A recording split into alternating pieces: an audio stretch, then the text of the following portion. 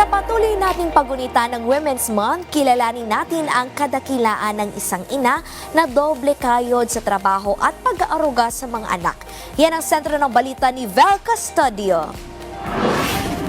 Double job kung ituturing ang pagiging isang working mother. Kagaya ni Regina na bukod sa pagiging ilaw ng tahanan ay nagsisilbi ring liwanag sa paghuhubog ng kaalaman bilang isang guro.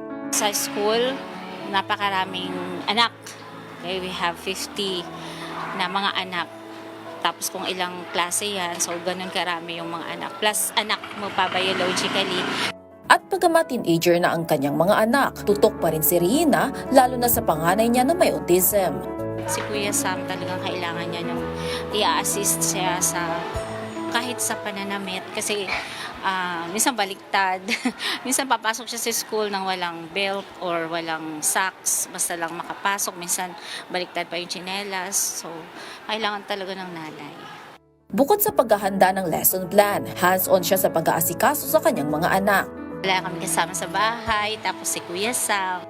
Alam naman natin with autism, so napakahirap kasi mag-aasikaso ka ng lesson plan, tapos tutulungan mo sila sa activities nila, gawaing bahay.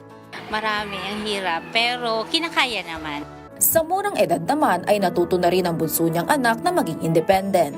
Naglalaba agad si mama ng damit namin. Panapahubad niya kami ng uniforms. Then, kakain. Magluluto siya.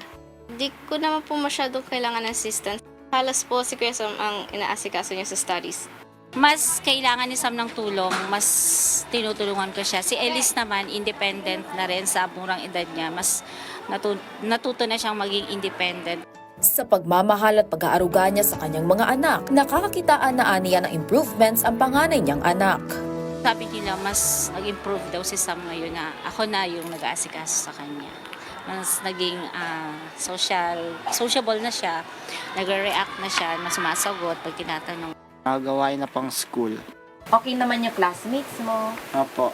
Kaya naman mula sa SPED, nailipat na ang kanyang panganay na anak sa regular school. Sabay nang pumapasok sa isang eskwelahan sa Quezon City ang kanyang dalawang anak na parehong grade 7. Aktibong nagbibigay serbisyo ang pamahalaan para tugunan ang pangangailangan ng mga kababaihan sa iba't ibang sektor. Gumagabay ang Department of Education para sa pagpapaunlad ng edukasyon sa mga batang may autism at Department of Health para sa mga serbisyong pangkalusugan kaugnay ng developmental disorders. Tinutulungan din ng Autism Society of the Philippines ang mga magulang para mabigyan nila ng wastong gabay ang mga anak na may autism.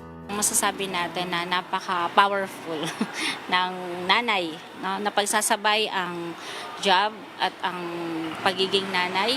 Kahit napakahirap, ginagawa yung the best. Saludo ako sa lahat ng mga nanay, especially sa mga nanay ng may autism.